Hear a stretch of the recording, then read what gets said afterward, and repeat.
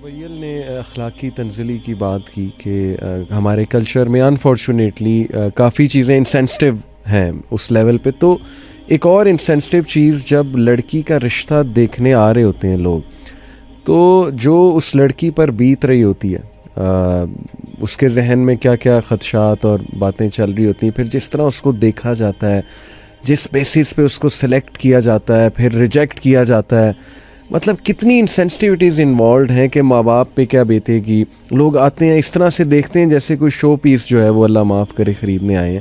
What do you think یہ insensitivity پہ کیا کیا جا سکتا ہے، لوگوں کی تربیت کیسے کی جا سکتی ہے؟ محمد علی، ایکچولی یہ جو سچویشن ہے نا، یہ ٹو ویز راؤنڈ ہے. اچھا، جیسے یہ سبیل بتا رہے تھے کہ کتنی انہوں نے محنت کی. ہم سب جانتے ہیں کہ جو مڈل کلاس ہے، بلکہ لوئر مڈل کلاس، تو وہ ساری زندگی کی کمائی جو ہے وہ لگا دیتے ہیں ایک شادی پہ. اور جیسے کہ ابھی آپ نے یہ بات کہی کہ لڑکی کو دیکھنے آنا ہے تو والدین کو کس اس میں ڈالا ہوا ہے.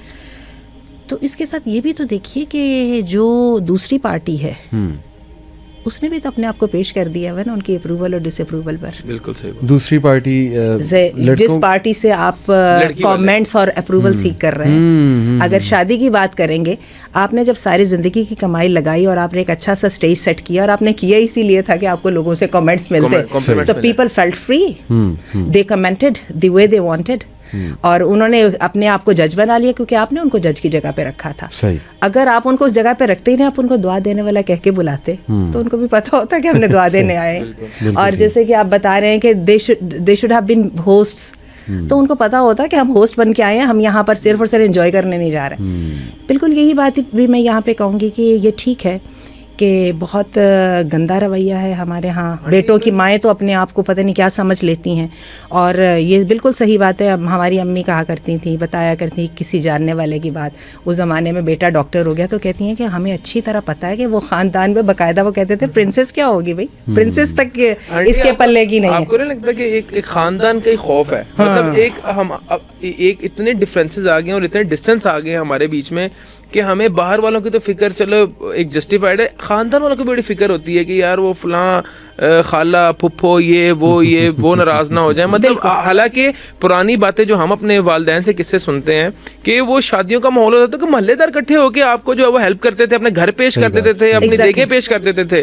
تو وہ آج کل وہ چیز دکھنے کو نہیں مل رہی. تو when you become people pleaser تو people will take best advantage of it. تو بات یہ ہے کہ جب آپ نے یہ بات کی ہی نہیں، آپ نے اپنے پرائرٹی لسٹ میں یہ بات تو رکھی ہی نہیں، نہ دعائیں رکھی، نہ آپ نے جو ہے اخلاقیات کو جگہ دی. آپ نے بھی تو انہی لوگوں کو تاڑا اور انہی لوگوں کو ٹارگٹ کیا جن سے آپ کو کوئی دنیاوی وہ ملتی تھی. I am sorry to be so blunt, ظاہر ہے آپ بھی انہی کو بلاتے ہیں جن سے ایکسپیکٹ کر رہے ہیں. تو جب آپ ان کو بلاتے ہیں تو ان کو بھی اپنی ورتھ کا اچھی طرح پتہ ہوتا ہے. اللہ معاف کرے. بہت بہت خوبصورت آپ نے پوائنٹ جو ہے، واقعی یہ ٹو سائیڈڈ. تو بات یہ کہ یہ تو دونوں جانب سے پرائرٹیز کی بات ہو رہی ہے نا. یہاں پہ بھی پرائرٹی میٹیریلسٹک شو ڈاؤن ہے، وہاں پہ بھی پرائرٹی یہ ہے. تو دیکھ لیجیے دونوں مل کے کون سی کھیتی کاٹ رہے ہیں. بلکہ میں نے تو یہاں تک سنا ہے، کیا یہ بات درست ہے کہ بیسٹ ولیمہ وہ ہے جس میں کہ غرباء کو بھی دعوت دی جائے؟ Is it some thing like this? کچھ ایسی بات ہے؟ بالکل میں نے کچھ سنا ہے ایسا.